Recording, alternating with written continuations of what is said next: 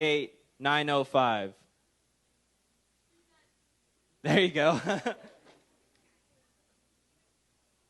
Hopefully the last one, 9948956. 9948956.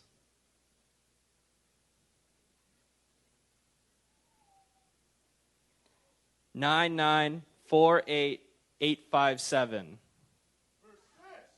Yeah. Good way to end it. All right, if you want to just make your way up here. All the way over to the left of the stage, sorry.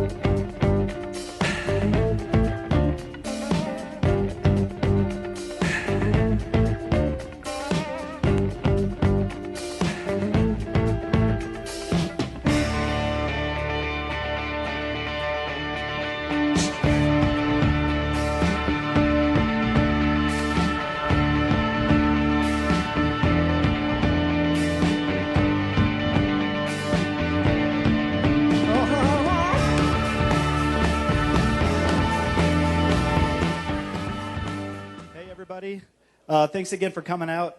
My name's Nick Malstead, and I'm a local precinct captain here in Indianola. So thank you so much. I'm going to just share briefly about my why, and thank you, Daniel, for yours. That was awesome. I first got into this fight because Elizabeth inspires and motivates both me and my daughters, one of which is with me today. Representation is important for me and our family, and I believe Elizabeth Warren is the right candidate to be our first ever female president. I believe that we have a leader who truly understands what it's going to take to fix this government. And I am in this fight because we have yet to dismantle systems that work against most of us. Systems that were built to advantage only a few while leaving behind the many. Elizabeth is bold and persistent, and I believe that she will move us toward a more just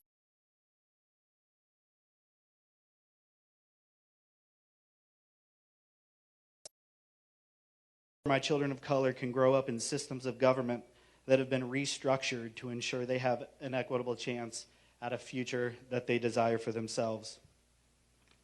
I'm inspired by Elizabeth's message of hope over fear. I love those signs. Our future president will have to oversee a nation in need of healing. She talks of hope, things we can accomplish without dwelling on limitations. Elizabeth Warren will shepherd us to a stronger, brighter future, and hope will be our guide.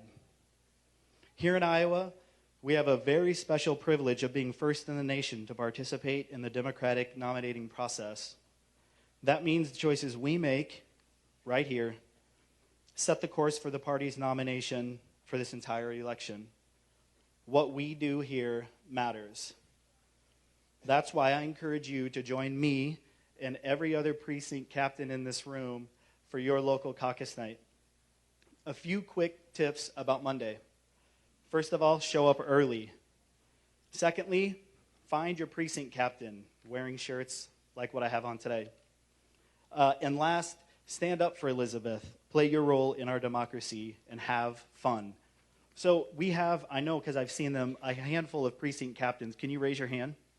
If anybody has caucus-related questions, because there's been some rule changes and all sorts of good stuff, anybody with their hand up can help you, so seek them out after today's event, and they'd be happy to help you. Okay, you ready? I am honored to welcome the next President of the United States, Elizabeth Warren.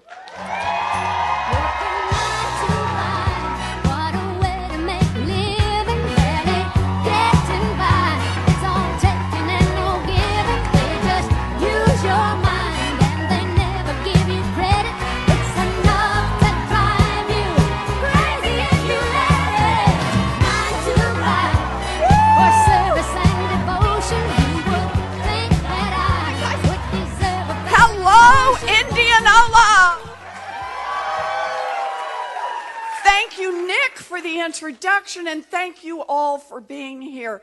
I've been back to Indianola. Now I don't even know which time this is, but I'm glad to be here. And as you can see, I brought family. I have my son-in-law, Sushil, my daughter, Amelia, stand up, grandson, Atticus, granddaughter, Lavinia, all right here.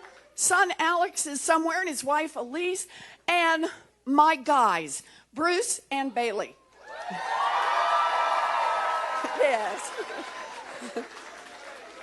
Bailey's ready for the stage. Get away, dog. Yeah, he's going to do the whole thing. I want you all to know Bailey's a good boy. He's a good boy. So what we're going to do today, usually, as you know, I talk, we take some questions, and then we stay for selfies. I've been in Washington for, it feels like years, and haven't been able to get out and talk to as many folks in Iowa. So I'm afraid I'm not going to be able to stay. We're trying to get around to as many places as we can on Sunday. I can't stay and do selfies, but I have the substitute. Bailey says he'll stay and do a selfie with everyone. So we'll do our best here. You know, this is such a moment. I've been at this for a year. A little over a year ago, I declared got in this race right here in Iowa. And in that time, we've done town halls. We've taken thousands of unfiltered questions, lots of selfies, lots of notes you've pressed into my hands. Lots of times you've stopped me on the sidewalk or out in parking lots. And I want to say thank you. Thank you for engaging, but also thank you for pushing. You ask hard questions. You pushed on ideas. You said, well, you're thinking about doing this thing. Have you thought about how it affects my family? Have you considered this other part about the place I live in and what happens there? You've pushed on questions. You've added good ideas. You have made me a better candidate, and you will make me a better president. Thank you, Iowa. Thank you. I also want to say a thank you to everybody else who got in this presidential race. Some are still in it, some are not, but every single person who jumped in the first place did it out of love for their country and a belief that they could help make it better. And I am grateful to all of them for their ideas, for their energy, for their enthusiasm, and for their dedication to our nation. Thank you. It's true. Because here's the thing. We may have had some different ideas. We may have had some different ways of going about it. But in the end, we all have one goal, and we better come together to meet that goal. We are going to beat Donald Trump. Yes. We're going to do this. All of us. All right. So I'm going to tell you a little bit about myself, a little bit about why I'm in this race, and then we'll get to the questions. So I'm sure to be able to cover what's at top of mind for you. I was born and raised out in Oklahoma. I have 3 older brothers. I was what used to be called a late in life baby. My mother always just called me the surprise. My 3 older brothers, they're all retired. They're all back in Oklahoma. To this day, they are referred to as the boys. That's to distinguish them from the surprise. Now, when the boys and I were growing up, our daddy had a lot of different jobs. He sold carpet, he sold fencing, he sold paint, he sold housewares. Daddy ended up as a janitor. My mom worked a minimum wage job at Sears. All 3 of my brothers, they didn't do college. My 3 brothers all went off to the military. And they have, it was a way to serve and also a way to get into America's middle class, a pathway into the middle class. Now me, I have known what I wanted to be since 2nd grade. Never wavered. 2nd grade. Yeah, you didn't decide to what, like 4th grade? 5th grade over here? I can tell, right? I've known what I wanted to be since 2nd grade. I wanted to be a public school teacher. Can we hear it for America's public school teachers?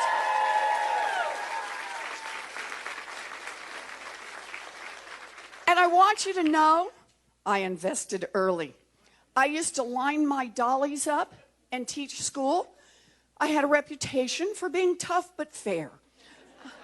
It's all I ever talked about as a kid. I'm going to be a school teacher. I'm going to teach school.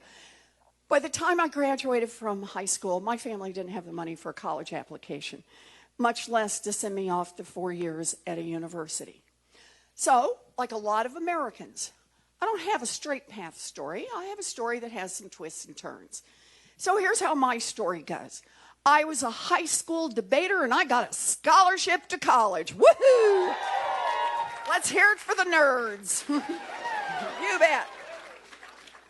And then at 19, I fell in love, got married, and dropped out. Woohoo! Not to that guy.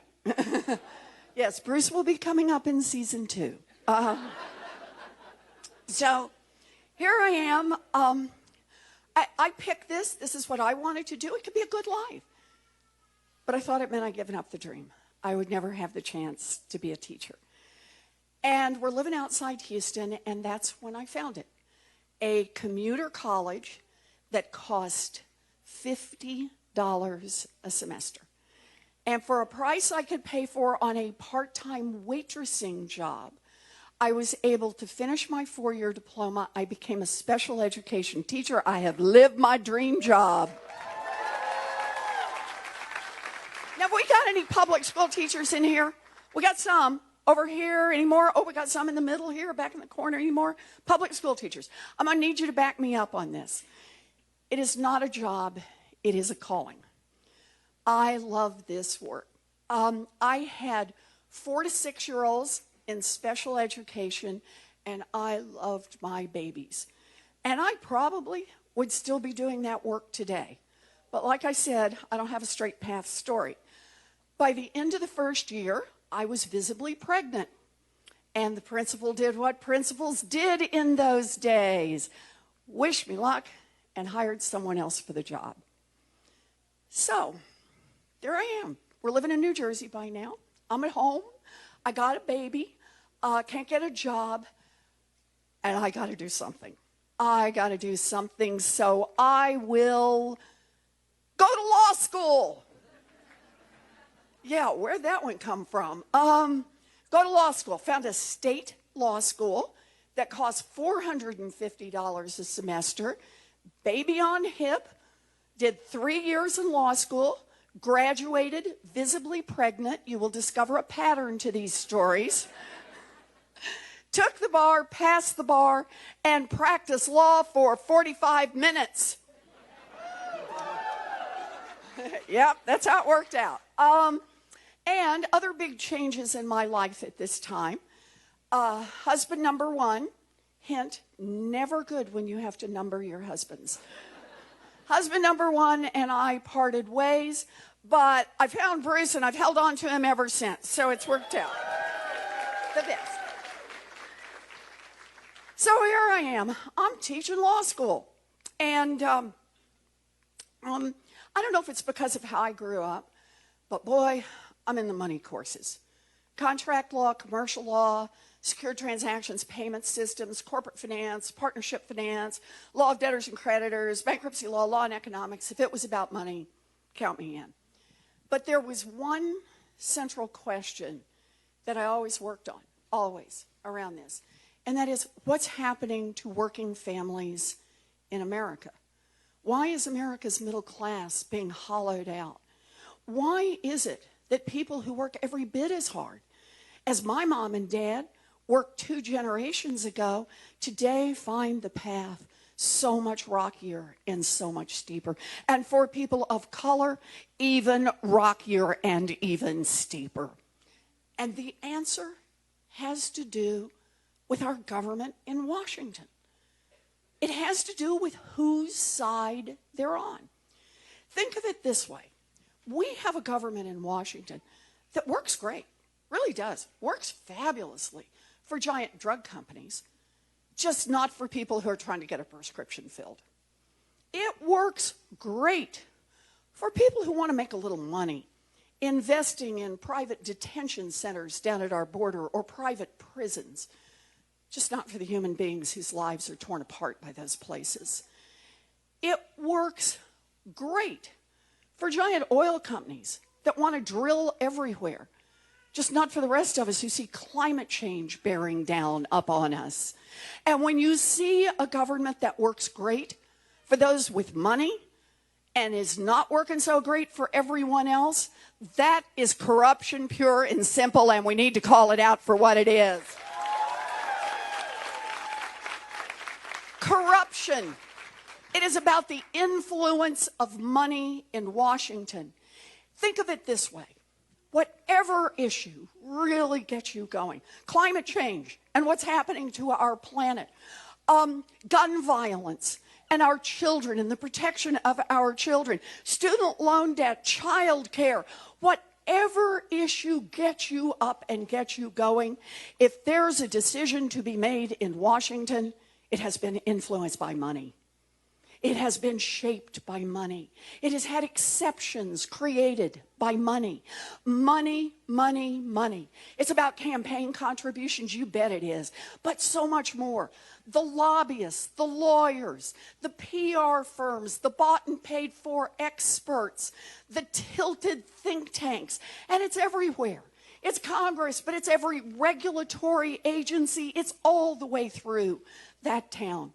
And here's the thing. We have to understand as a nation that money is choking off our democracy. Look, I get it in America. There are rich people, there are people who aren't rich. And rich people, they may own more shoes, they may own more cars, they may own more houses, but they're not supposed to own a bigger piece of our democracy.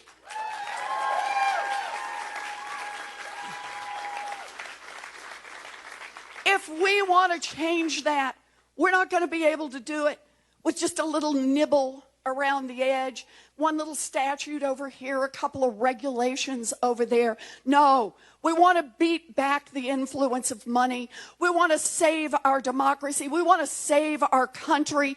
It's going to take big structural change. And I got a plan for that. So, I've got the biggest anti-corruption plan since Watergate. Yes. Here's the bad news. We need the biggest anti-corruption plan since Watergate. Let me just give you a taste of it, just a taste. End lobbying as we know it. Block the revolving door between Wall Street and Washington. And you really want to hose out a little corruption in Washington? Make every single person who runs for federal office put their tax returns online.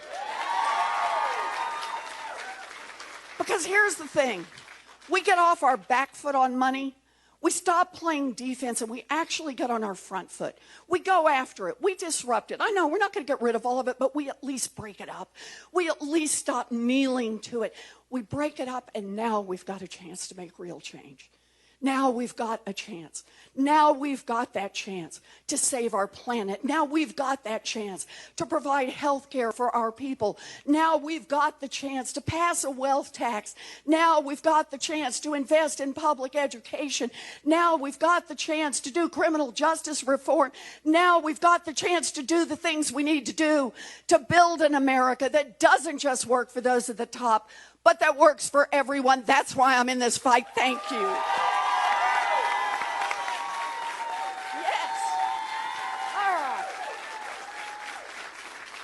Oh, this is fun.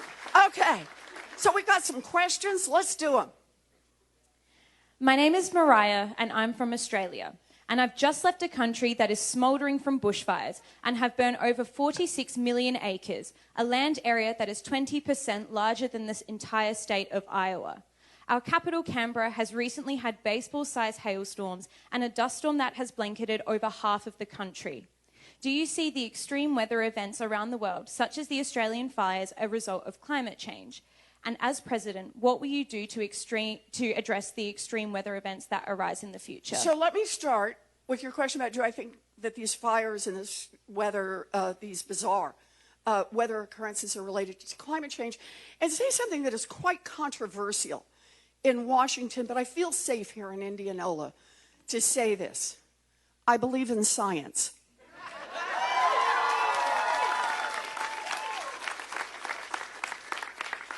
Climate change threatens every living thing on our planet. And what terrifies me is that every time the scientists go back and get more data, two things occur. They say the problem is worse than we thought, and we have less time than we thought.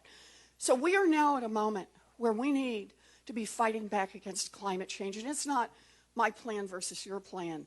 It's how many plans can we put out there and find the ones that work best. So let me just do a few highlights, because I got a bunch of pieces to this. You wouldn't be surprised. But let me do a few. First, I will do everything a president can do. Oh, I love saying this. All by herself. Day one. No new drilling or mining on any federal lands or offshore. Just help.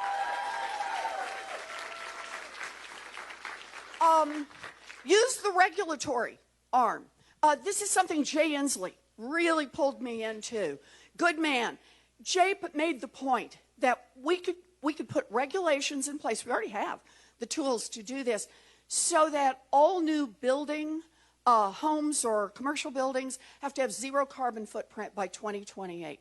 All new cars and light-duty trucks, zero carbon footprint by 2030. All electric production, zero carbon footprint by 2035. Those three areas account for 70% of our carbon footprint. So pick up our regulatory tools and let's start moving. Let me give you one more. We need to make it possible for our farmers to be on the front line in the fight against climate change. Washington can be a good partner to putting money on the table so our independent farms, so our family farms can engage in sustainable farming practices. They can be the ones helping us with carbon capture. They can help us lead the fight. We should take advantage of that. One more. We talk about a Green New Deal. I'm all in, but I want to add to it.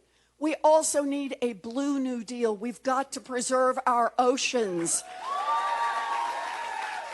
Yep. Okay, and I'll do one more quick one. I know, but think about this. I started with science and the importance of science here. And think about it this way. Way we're going to deal with this, our one hope is that we innovate our way out of it. We invest enough in science, in research, in development. I have a proposal for a 10-fold increase. And then we say, let's make this an opportunity. American taxpayers are going to do what we do best. We're going to invest in innovation, and then anybody can build what comes out of that, but you got to build it right here in the United States of America. American taxpayers pay for the research. American taxpayers are going to get those jobs. Best estimate is we have an upcoming $23 trillion worldwide market for green. Will produce over 1 million new good manufacturing jobs right here in America. That's how we're going to attack this problem. But let me take you back to where I started this. Anybody wants to talk to you about climate change, they got a lot of good plans, yay. But unless you're willing to attack the corruption head on, unless you're willing to take on the oil industry, unless you're willing to take on the big polluters, unless you're willing to fight corruption and the influence of money and lobbying, I tell you where we're going to be. We'll get some bills passed, and they'll have great names like Saved the World, only they will have exceptions written for the oil industry, and they'll have exceptions written for the big polluters, and they'll have exceptions and exceptions and exceptions. While countries burn, while rivers flood, while droughts overtake us, while storms get bigger and bigger and bigger, we must save our planet. And to do that, that means we must take our government back from those who would run it for their own private profit. That's what this fight is about. Thank you. Thank you. We're going to do this one. Yep. Hi. Hi, my name is Rachel Oberfell. I'm a college Rachel. student from Kansas. Uh-huh. And I'm the oldest of 3 girls in my family, so I'm blessed to have like a strong community of women around me. Yes. I know you're a huge role model to young women and girls all over the country, and I wanted to know what female role model has inspired you the most, especially during your campaign. Oh, what a great question. Frances Perkins. If I got any Frances Perkins fans, other people are saying, who's that? But let me tell you why. It was that or Beyonce. For a whole lot of reasons, right? But Frances Perkins. So Frances Perkins was visiting in New York City in the early 1900s when the Triangle Shirtwaist Factory fire occurred. This was a factory that's up on the 11th and 12th floors, I think it was, of this big building in New York City down by Union Square.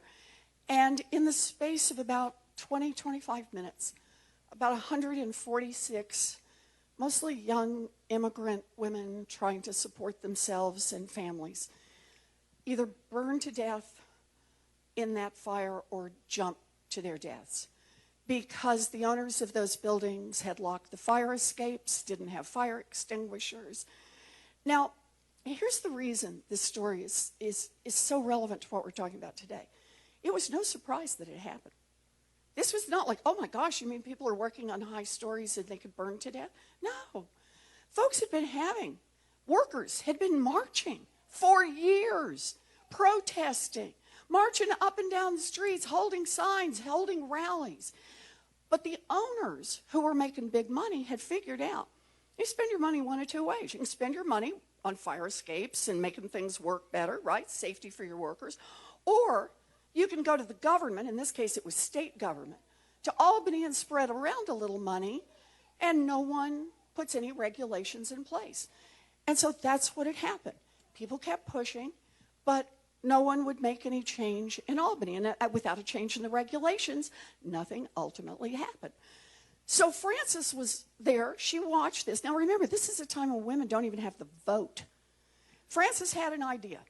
She got herself to Albany, and she got a fire commission appointed and got herself appointed to the head of it. And by the way, do we see any? I don't see any. There's one, fire exit signs. When you see one, say, thank you, Frances Perkins, right? So they did the fire things about fire safety, but then she started taking on labor issues. And how did they get this done? It was an outside-inside game. So Frances led from the inside. Here's the one we're going to target now.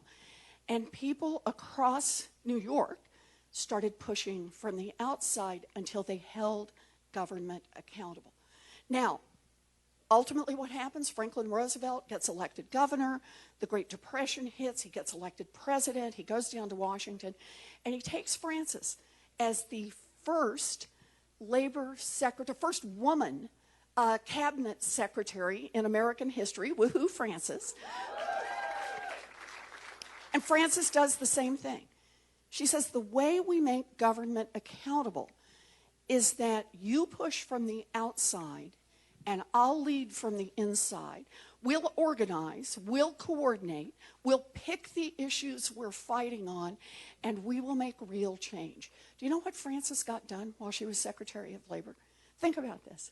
She got a minimum wage, ended child labor, made it legal and protected to join a union, and my worker safety laws, and my personal favorite, the weekend, when you get paid more. Frances made real change, huge change in this country. And she did it by having a plan to hold government accountable. It's amazing what one persistent woman on the inside and millions of people on the outside pushing can get done. Let's do this. Thank you. Thank you.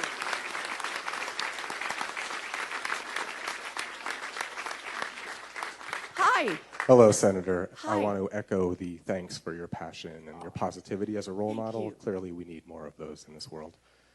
The core of my question goes to actually getting things done. You have wonderful plans. They're well thought out. You have identified corruption as a key blocker to those plans. But we live in a world where 90% of people support gun control or background checks. We live in a world where 70% of people want to call witnesses. And as you yourself know, on Friday, we didn't get that vote.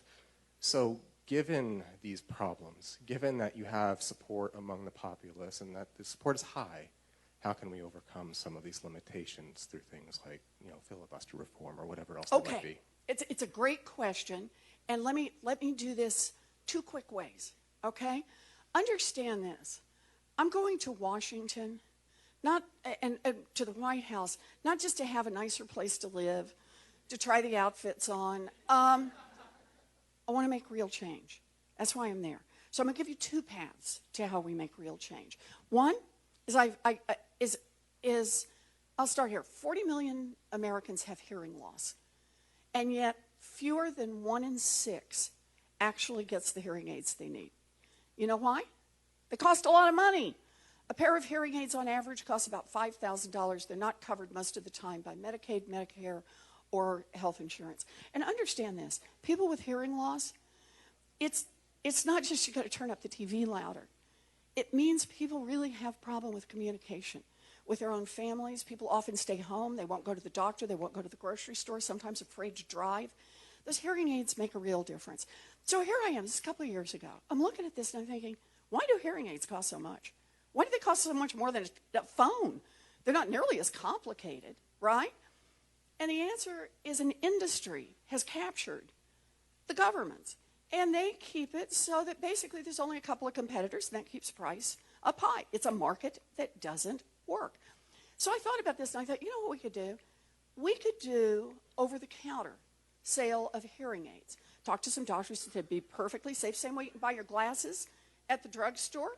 A lot cheaper than the ones you get from, now you can get the more expensive kind if you want. You can buy the hearing aids. You should be able to buy hearing aids over the counter. So I wrote up a statute on this. The first person I called was a Republican. Second, and he said yes. Second person I called was a Republican, and he said yes. Third person I called was a Republican, said yes. And last year, Donald Trump signed that bill into law. Next year, people will be able to buy hearing aids over the counter.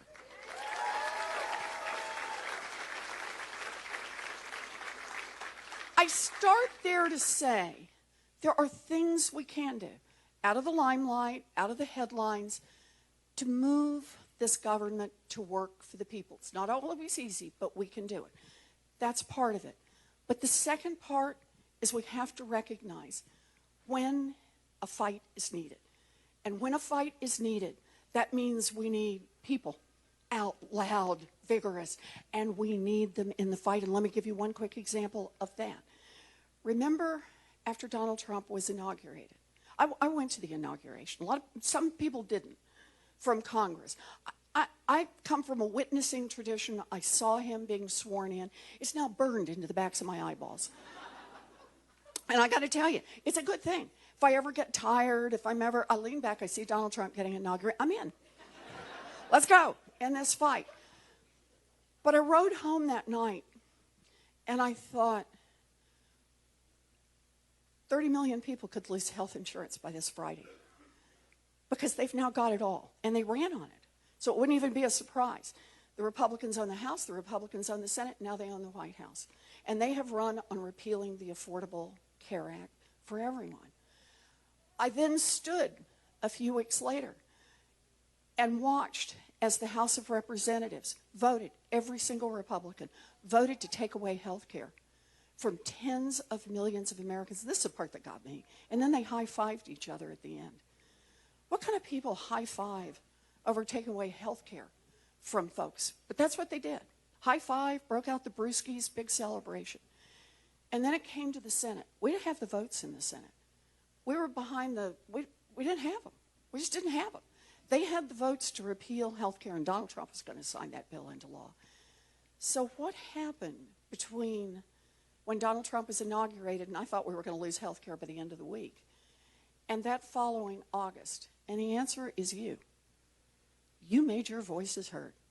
People called, people wrote, people came in, people were in the streets.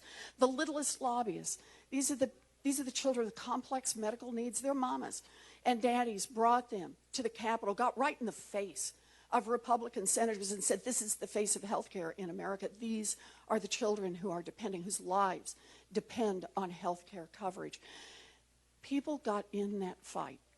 And I stood there when the ultimate vote was 51-49 to save health care for 35 million Americans. We did that one with no leadership from the White House. We did that one with no support from the White House.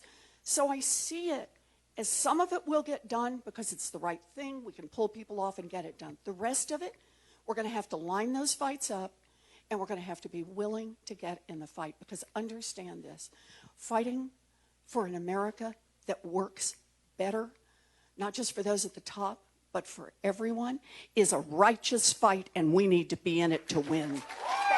I'll be there.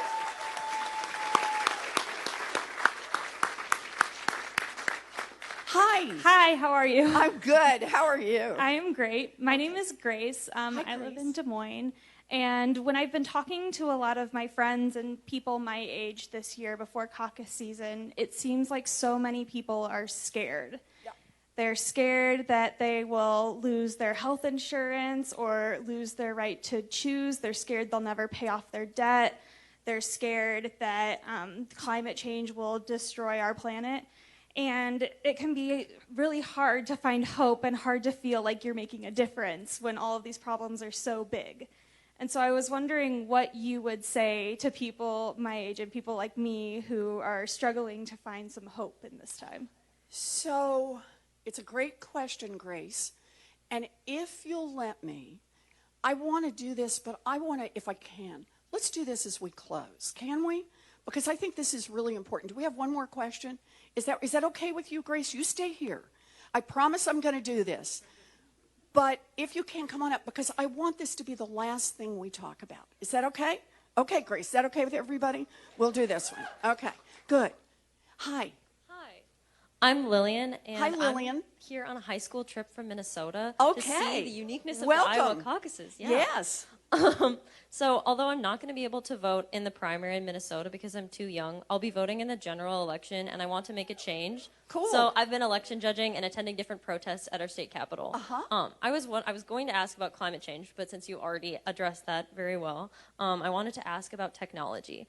How are you going to ensure the accessibility of technology to all, as well as ensuring the safety of our information online, as data security is something we have very little influence over right now and information about? So that is a great question. Let me just give you a couple of pieces to this, okay? I'll start somewhere else on this, and that is we got a problem in America. And one of the problems is giant corporations. We have corporations that have swallowed up little businesses, they've swallowed up medium-sized businesses, shoot, they've swallowed up what used to be big businesses. And the problem with that is how much power it gives them. It gives them power over their employees, it gives them power over their customers, it gives them power over their communities, and it gives them power over our federal government. We need a president who has the courage to enforce our antitrust laws and break up these giants. And yes, big tech, I'm looking at you. And big ag, I'm looking at you too. So part of this is we really have to focus on this concentration of power and how to break this up, because we get more competition. Think of it this way. Think of it with Amazon. Right now, Amazon does two things. Runs a platform, right, where you can buy a coffee maker, you can buy whatever you want. Buyers and sellers meet on that platform, right? But the second thing it does is it collects information from every shopper, from every little business, and from every transaction. And if it discovers that your little business is starting to make good profits, Amazon has the capacity to move you down to page 7 on the search and put their own little business right at the front. In other words, to drive you out of business. So we've got these tech companies that keep reinventing themselves, but part of what they're doing is destroying competition in America. So my view with Amazon, you can run the platform, that is, you can be an umpire, or you can have a team in the game. You can have your own small business, but you can't do both at the same time. We need to break these tech guys apart. One more, you talked about how are we going to protect our privacy. Look, I just put out a new plan, and part of what this plan is about we got to stop on the fake news. And we can't keep this up. So one of the pieces in this plan is actually to say we need to make it illegal. I picked one little part of this, a lot of parts on what businesses can do, what they can do to get rid of fake news online, or at least to limit its impact. But I want to pick out one particular part that as a nation we have to be willing to say we're going to make a commitment here that no one is allowed to do this. When companies, when businesses, when entities, when whoever's running that website knowingly put out false information about when and where to vote, they are undercutting our democracy, and we need to outlaw that. We need to stop it. So there's at least a place to start. Does that work? Good. Let me wrap wrap up. So unfortunately, the senator doesn't have time to stay for selfies with sorry. everyone. We know Bailey will be here to do it. We do want to make time for families with small children. So if you have children and you'd like to take a photo with the senator, please make your way over to the door. And some of our staff will be there to guide you, and we can get a picture afterward. Okay, so because I want a picture with that cutie. So if you can, just get over to the door and we'll do a picture, okay? Just for the folks with little ones. Thank you. So we're on the last question. Is that right? So let's talk about the last question. I want to talk about hope, and I want to talk about fear. I want to talk about the choices we make, because that's what this comes down to right now in Iowa and across our nation. I want to start here. I want to start with a toaster.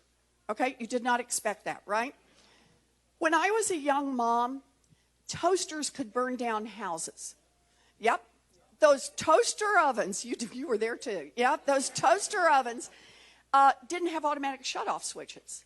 So you could put 4 slices of bread on a toaster oven, slide the thing in, flick it on, hear the baby cry, run down to the other end of the house, stay longer than you thought you had, and by the time you got back, the flames would be leaping off the toast about 6 to 8 inches. Catch the kitchen curtains on fire, the kitchen cabinets, you get the idea. Ask me how I know. And the part I will confess to is my daddy was so upset about this that finally one year for Christmas, he bought me a fire extinguisher. Man knows how to party. So along came a federal agency, Consumer Product Safety Commission, and they said, enough. You can't sell toasters in America that burn down people's houses. And that was it. They put safety switches on the toasters. You couldn't buy any more toasters like that, and the toaster fire stopped. In the early 2000s in America, mortgages were being sold, home mortgages, that were so complex and so dangerous. The mortgages sold had a 1 in 5 chance of costing a family their home through foreclosure. Think about that. Only this time, the government wasn't on the side of the people. This time it was so deep in the pocket of the banks, they told them to just keep right on selling those mortgages and raking in those profits right up until they crashed the entire economy and had to be bailed out. So after this happened, I put forward an idea. I said, how about if we have an agency like the Toaster Agency, only it says you can't boost your profits from cheating people on mortgages and credit cards and payday loans and student loans. So I'm not in government. I don't have an elected position. I just go to Washington and basically knock on doors. Democrats, Republicans, I don't care. Anybody who'll listen to me. It's during the crisis, and I said, I've got this idea. I'd knock on doors and pitch it. And I discovered after a while, I'm getting the same 2 responses from everybody. And the responses were, the first one, to paraphrase, was, that's a good idea. You could actually make a difference. Structural change. And the second was, don't even try.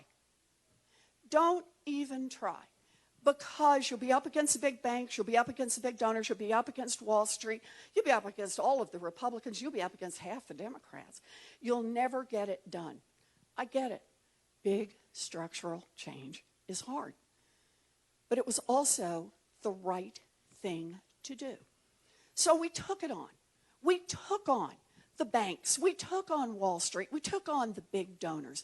And in 2010, President Obama signed that agency into law. We won. You get in a fight, you win. And now, here it is. It's been 3 years with Donald Trump as president. And people are scared. It's just like you said. They're scared for their families. They're scared for their neighbors. They're scared for children locked up in detention centers down at our border. They're scared for children in lockdowns in our public schools. They're scared for women, for people of color, for LGBTQ people, for trans people, all of whose rights are up for grabs in this United States Supreme Court. They are scared for our nation. They are scared for our planet. And the danger is real. Our democracy hangs in the balance. So we got a choice to make. Now, we can bend our knees We can pull in, we can cower, we can be timid, or we can fight back. Me, I'm fighting back. That's why I'm here. Fight back. Fighting back is an act of patriotism. We fought back against a king to build this country. We fought back against the scourge of slavery to preserve this nation. We fought back against a Great Depression to rebuild our economy. We fought back against fascism to protect our democracy. Americans are at our best.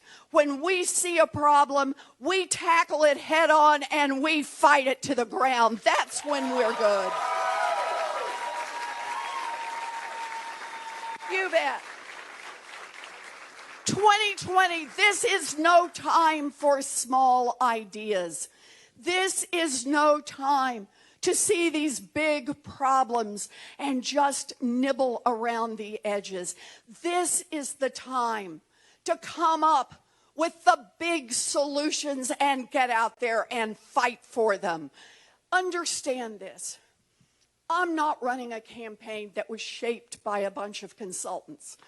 I guess you guessed that. I'm not running a campaign with a bunch of plans that have been carefully structured not to offend big donors. I passed that stop sign a long time ago. I am running a campaign from the heart. I am running a campaign from a lifetime of fighting for working families. I am running a campaign from a belief in what we can do together. What we can do together if we choose courage. What we can do together if we choose hope. What we can do together. 2020 is our moment in history. If you believe that this is our time, our chance, then I ask you, commit today to caucus for me.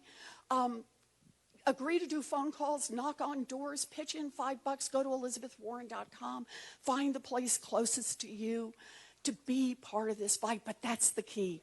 Get in this fight, because this moment will not come our way again. This is the moment that we will be measured as a nation and as a people.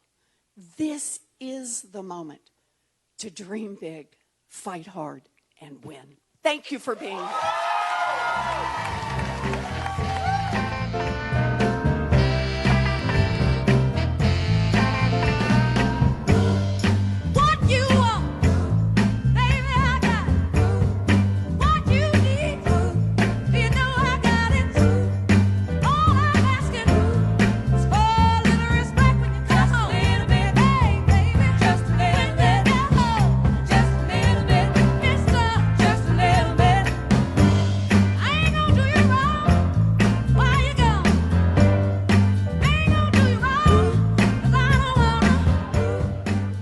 Thank you, Senator Warren. Thank you so much for your wonderful speech. And now it's time for the time everyone's been waiting for, to take selfies with Bailey. So if you can go ahead and line up behind Sarah, she's waving her hand right over here. We'll get started on that.